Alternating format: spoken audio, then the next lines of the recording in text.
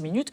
On passe à un débat, notre débat sur l'élection présidentielle algérienne qui aura lieu jeudi prochain avec un vote anticipé de la diaspora française dès ce week-end. En Algérie, les opposants au système annoncent qu'ils vont s'abstenir de voter. Comment sortir de l'impasse? On en parle après la mise au point de Sandrine Le Calvez.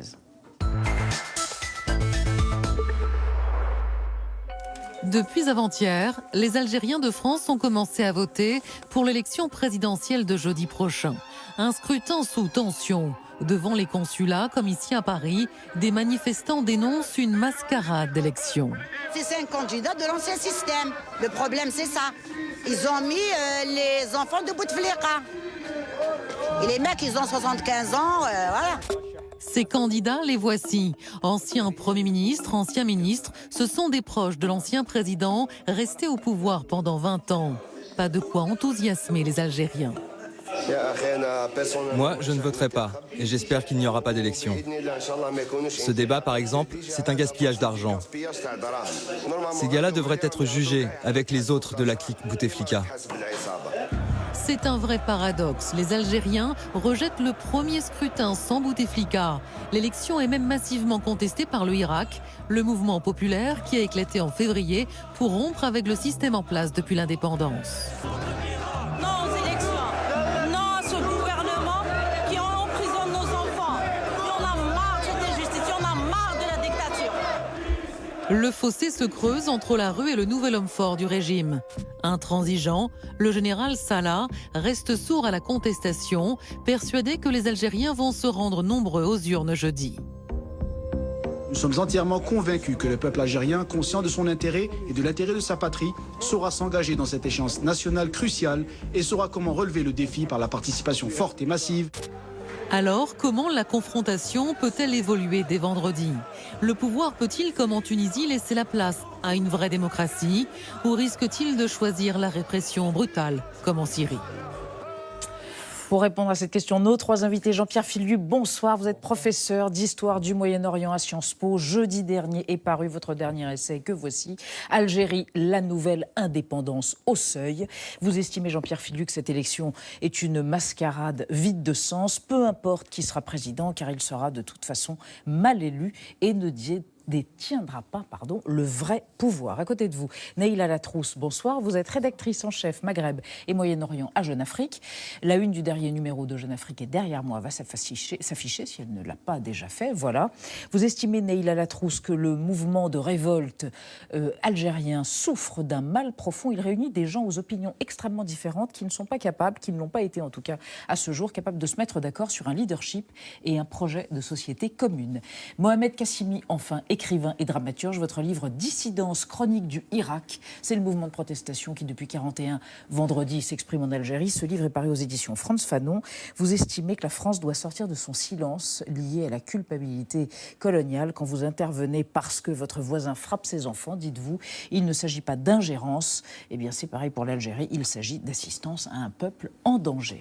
Et on débarre ce débat avec une question que vous avez sélectionnée, Sonia. Oui, une question sur la diaspora algérienne. Réside-t-elle seulement en France? C'est la question du téléspectateur. Le ministère de l'Intérieur décompte très exactement 914 308 électeurs algériens vivant hors Algérie et appelés donc à voter par anticipation depuis ce week-end. Est-ce qu'on sait, Neila Latrousse, combien ils sont en France? Quel est leur poids? Est-ce qu'ils vont peser dans le résultat final et éventuellement dans quel sens? C'est une énorme difficulté, la question de la diaspora, parce que traditionnellement, les chiffres de participation aux élections sont excessivement faibles au niveau des bureaux de vote à l'étranger. On l'a constaté en 2014, on l'a constaté à l'élection précédente de mémoire, alors en 2009.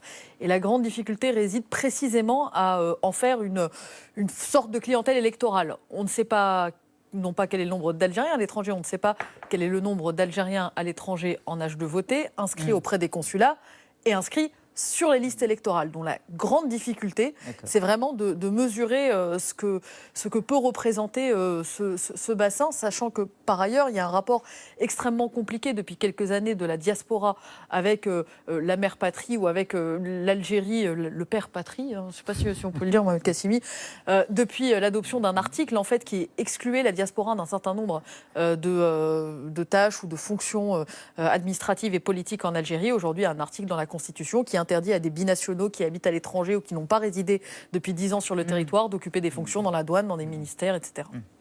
Alors, le chiffre du jour, Vincent, Oui, à propos des candidats. Ils sont 5 candidats s'affrontent pour l'élection présidentielle, donc jeudi le 12 décembre en Algérie. Alors c'est la première fois depuis 20 ans qu'on a une présidentielle sans Bouteflika. On a 5 candidats, donc ça a toutes les apparences, Mohamed Kassimi, d'une fête démocratique et d'un véritable exercice civique avec une élection à la fin. Et alors pourquoi personne n'est content ? Je ne sais pas si c'est une vraie fête démocratique. Pour moi, c'est les apparences. Voilà, c'est les apparences. C'est plutôt une vraie fausse élection et une fausse vraie élection. Je dirais que c'est une élection qui ressemble un peu à ce jeu de Bonto, où on est toujours, on appelle ça le rey-rey à Alger, le Bonto. Donc on est toujours perdant à la fin. Il faut dire que cette élection, ou que ces élections sont des élections dans leur forme illégale, parce que déclaré par une commission illégale, parrainé par un président par intérim qui a outrepassé son mandat et décidé par un général à la retraite. Oui, mais il y a quand même 5 candidats, donc voilà. Il n'y a pas de différence entre eux ? Il n'y a aucune différence entre ces candidats-là, ils sont presque interchangeables. Pour dire le niveau de ces élections, ce qui se passe, c'est que nous avons affaire à 5 candidats, la moyenne d'âge étant de 60-70 ans, pour représenter un peuple dont la majorité de la population a moins de 30 ans. Et tous ces candidats ont fait une campagne dans des locaux verrouillés, défendus par la police, et qui se faisaient caillasser à chaque fois qu'ils montraient le bout du nez. Donc, ça pose... Et c'est des dignitaires du régime. Ces candidats ont tous exercé des responsabilités comme ministre ou comme Premier ministre. C'est tous des recyclés de l'ancien régime. Mais le problème, c'est que ça montre une chose, c'est que ce régime algérien a toujours fonctionné avec 2 neurones en tête, un neurone pour la répression et un neurone pour la corruption. Jean-Pierre Philu, les opposants, les manifestants disent de façon globale, le système a déjà choisi le vainqueur. Qu'est-ce que ça veut dire, le système ? Alors, le système, le régime, en arabe, c'est le même terme. Mais ce qui est fascinant, c'est qu'aujourd'hui, les manifestants se contrefichent de qui est le vainqueur et ils se contrefichent de savoir si le système a choisi un tel ou un tel. Il faut quand même rappeler que cette contestation, ce hirak, ce mouvement populaire, a commencé le 22 février dernier, justement en réaction à une mascarade électorale qu'ont préparée le 5e mandat de Bouteflika, qui était pourtant notoirement impotent, au moins depuis 2013. Donc on continue de mascarade électorale en mascarade électorale. Alors ils ne veulent plus, ils veulent justement qu'une fois pour toutes, on les écoute, on les entende. Or, qu'est-ce qui s'est passé ? Le système, il a tombé le masque. Et Ahmed Gaïd Salah, donc le chef d'état-major depuis 2004, s'est affiché comme ce qu'il est, c'est-à-dire le vrai maître du pays. Et moi, j'ai toujours été convaincu... C'est l'armée, au fait. Le système, c'est l'armée. C'est en fait une poignée de généraux, ce qu'on appelle pudiquement les décideurs en Algérie, mais il faut voir que c'était déjà le cas du temps de Bouteflika. On a beaucoup glosé sur la présidence de Bouteflika, les pouvoirs qu'il se serait arrogés. J'ai toujours été très sceptique. La preuve, c'est qu'on a vu le système Bouteflika être balayé en quelques semaines et son frère condamné à 15 ans de prison par un tribunal militaire. Donc, mais simplement, ce qu'il faut vraiment comprendre, c'est qu'ils ont plongé l'Algérie dans un piège. Eux, c'est-à-dire Gaïd Salah et les quelques généraux autour de lui.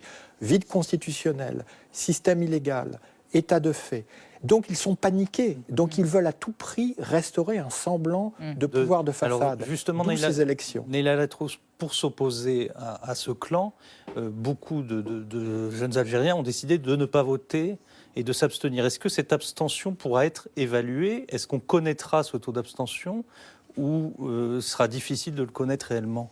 La grande difficulté réside véritablement dans la façon dont les listes électorales ont été confectionnées. Nous, les journalistes de Jeune Afrique, qui vont sur le terrain et discuter avec les gens du Hirak, quand ils leur demandent « Mais du coup, qu'est-ce que vous allez faire pour les élections ? Je vais boycotter. » « Mais vous êtes inscrit sur les listes ? Non, je ne le suis pas. » Donc la grande difficulté en réalité pour réussir à apprécier, à évaluer si ce scrutin aura été rejeté ou massivement rejeté, parce que ça va se jouer là-dessus, ça ne va pas se jouer non plus sur une énorme adhésion, ça va être de savoir en chiffre absolu combien de personnes se sont déplacées et qu'est-ce qu'elles représentent sur l'Algérie. Cela dit, pour revenir à ce que vous disiez, Jean-Pierre, sur le mot d'ordre de la manifestation, il y avait à mon sens, un mot d'ordre qui était extrêmement clair entre le mois de février et le mois de juillet, qui était effectivement le rejet du système, le fameux Yetna Haouga, qu'ils s'en aillent tous, qui a abouti au départ du Premier ministre, etc. Dès lors que la question s'est posée de la réponse politique que la rue pouvait apporter, quel débouché politique la rue pouvait constituer, ça a été beaucoup plus difficile parce que c'est à ce moment-là qu'on a commencé à avoir, et l'armée d'ailleurs a beaucoup joué là-dessus, un certain nombre de dissensions sur le rapport aux religieux, sur état civil, état militaire. Et on a vu que le projet de société n'était pas forcément le même pour tout le monde. Fort heureusement, parce que l'Algérie est plurielle et qu'elle ne parle pas que d'une voix, et c'est ainsi qu'elle doit s'exprimer. C'est pour ça que la question du futur président n'est absolument pas la question du moment. On va y revenir, Jean-Pierre Filiu, mais une question et une réponse peut-être avec vous, Sonia Kironi. Les islamistes sont-ils en embuscade ? On se souvient qu'après avoir été privés de leur victoire électorale en 90, ils avaient affronté le pouvoir des généraux pendant 10 longues années d'une guerre civile terrible qui a fait environ 100 000 morts. Aujourd'hui, presque la moitié des Algériens sont nés pendant cette décennie noire ou après, et les islamistes semblent peu présents dans les manifestations qui se déroulent depuis 9 mois. Le principal parti islamiste, le Mouvement de la Société pour la Paix, le MSP, qui compte 30 députés, est discrédité pour avoir participé à plusieurs gouvernements Bouteflika avant de basculer dans l'opposition en 2013. Au mois de septembre dernier, ce MSP a finalement décidé de ne pas déposer sa candidature à cette élection présidentielle, jugeant que les préalables requis, notamment la transparence de l'élection, n'étaient pas réunis. Autant de critiques qui rejoignent celles des partis du courant démocrate. La question, c'est donc, est-ce que les islamistes sont définitivement hors jeu ou est-ce qu'ils attendent patiemment leur heure ? Ils sont dans le jeu, les islamistes. C'est-à-dire, à chaque fois qu'on pose cette question sur l'Algérie, on a l'impression que les islamistes sont hors jeu et qu'ils attendent ce moment-là pour revenir dans le jeu. Il faut savoir que les islamistes ont été réhabilités, qu'ils ont été absous par le régime de Bouteflika et placés au cœur même de ce système. Ils ont des représentants à l'Assemblée nationale, ils ont des ministres, ils sont le système ONI aujourd'hui.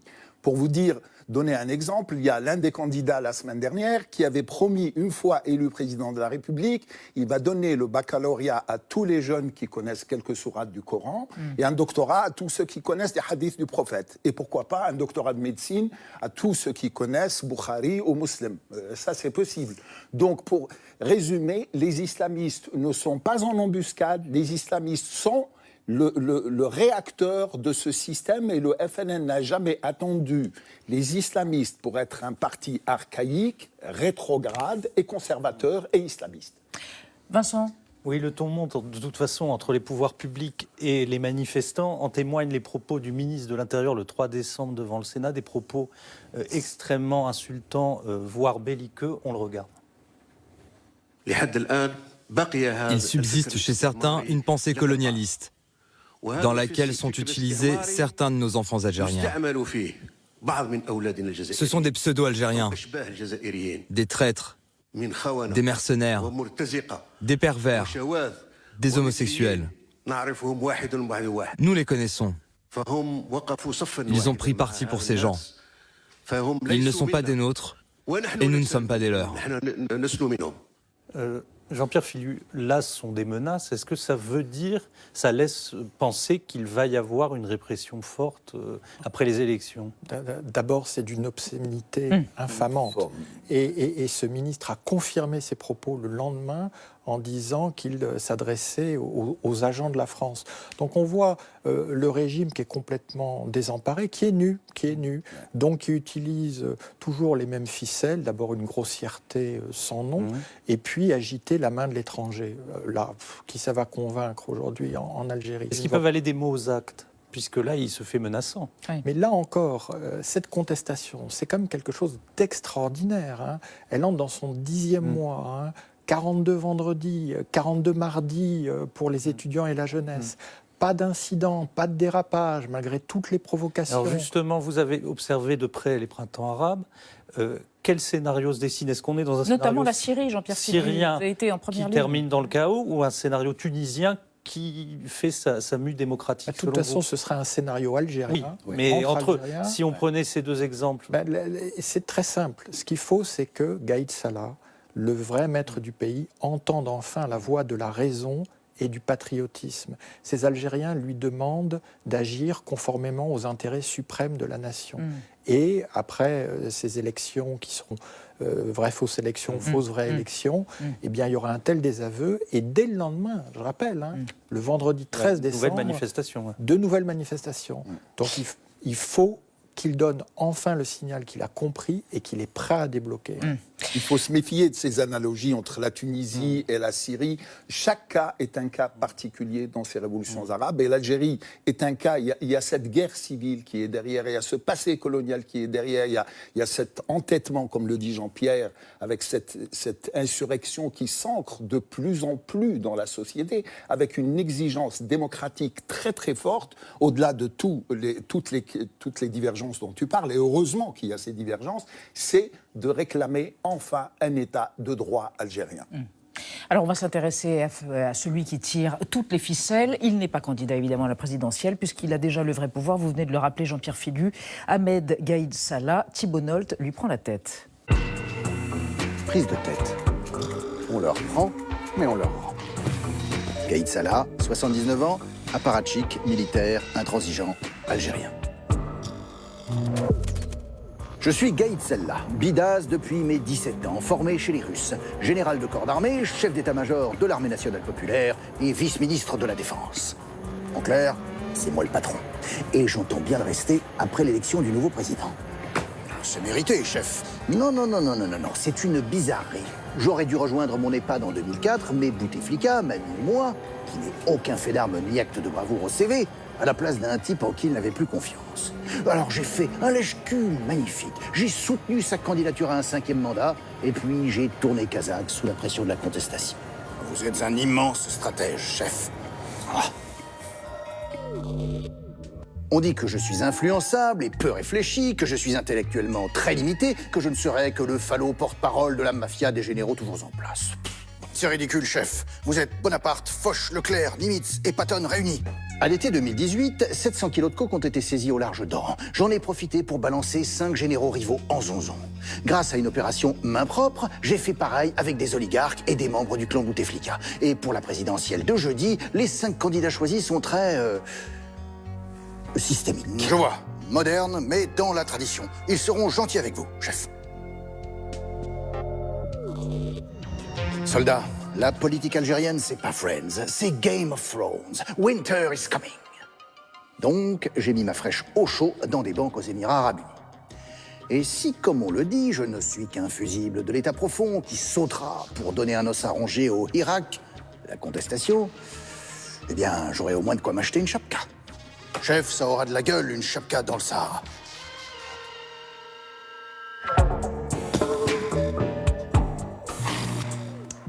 Merci Thibault Nolte. Vincent. Naïla Latrousse, la France ne perd rien de ce qui se passe en Algérie, c'est suivi de très très près, et pourtant la parole publique est assez discrète.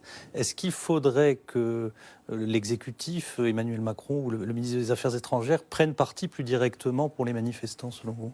Pour le coup, il y a une vraie difficulté. Il ne vous a pas échappé qu'il y a quelques temps, la France a perdu 13 de ses soldats au Mali, oui, dans une région qui était assez proche, pour le coup, de la 6e région militaire algérienne, qui était évoquée d'ailleurs en souriant dans le petit reportage qu'on vient de voir. Aujourd'hui, le problème pour la France, c'est que l'armée algérienne est un partenaire logistique dans le cadre des opérations qui sont menées sur la bande sahélienne. Et que l'armée algérienne, ayant compris ce qu'elle pouvait tirer de cette position-là, eh bien, joue aussi un petit peu sur le côté, mais réfléchissez bien, le démantèlement du système, l'armée un peu moins forte, etc., ça ne va pas forcément dans vos intérêts parce que la région est instable et nous consistons finalement un partenaire pas si mal que ça. Toute la difficulté pour la France, c'est celle-là. C'est que d'un côté, elle a conscience qu'on est sur un volcan, que la situation ne tiendra pas, qu'après l'élection, il y aura toujours une société civile, une population extrêmement mécontente. Et dans le même temps, il y a cette situation au Sahel et on se demande si on a envie un peu plus au nord d'une situation encore plus instable. Si je devais résumer, c'est grosso modo, on revient sur le traditionnel désaccord entre les sécuritaires français et les diplomates français. Mais Mohamed Kassimi, pourtant vous dites qu'il faudrait que la France tranche et qu'il y aurait assistance à peuple en danger. Hein, c'est ce que vous dites. Oui, je le dis vous l'exigez, vous aussi le pour suppliez. l'Europe et les réactions un peu très épidermiques des Algériens, des dirigeants algériens par rapport à ça, mais qui jouent sur une corde qu'ils croient sensible, alors que la guerre d'Algérie est pour les jeunes générations ce que sont les guerres médiques ou puniques aujourd'hui. Il y a un écart énorme. Et eux, comme le problème de ce régime algérien, c'est un régime qui n'est jamais sorti, qui ne sortira jamais du XXe siècle. Et qui ne pourra jamais parler à ces jeunes nés après la chute du mur et qui parlent une autre langue, qui veulent un autre avenir et une autre société. Et donc, à chaque fois, on essaye d'appuyer, c'est vrai, sur ce bouton de la souveraineté nationale, de la dignité nationale, mais la principale souveraineté, c'est de respecter d'abord la souveraineté du peuple algérien. C'est ce qui est fondamental. Ce n'est pas de crier haro sur le baudet à chaque fois que des gens interviennent à juste titre pour dénoncer les exactions commises par ce régime depuis 10 mois et depuis les origines, depuis 62. Jean-Pierre Filiu, sur le rôle de la France ? On comprend bien les raisons de la prudence officielle française. Bon, cela dit, si l'armée algérienne faisait vraiment son travail, au lieu de mettre le pays en coupe réglée, elle serait peut-être plus efficace contre le djihadisme au Sahel. Hein. Bon, mais je ferme la parenthèse. Ce qui est en revanche plus important, c'est que les sociétés civiles s'expriment. La société algérienne s'est mise en marche et je n'ai pas l'impression, mais je me trompe peut-être, qu'au nord de la Méditerranée, les sociétés civiles sont à la mesure de ce formidable élan, de cette mobilisation. Et tout geste de solidarité, non seulement serait bienvenu, mais ne sera pas oublié le moment venu. Merci à tous les trois d'avoir participé à ce débat.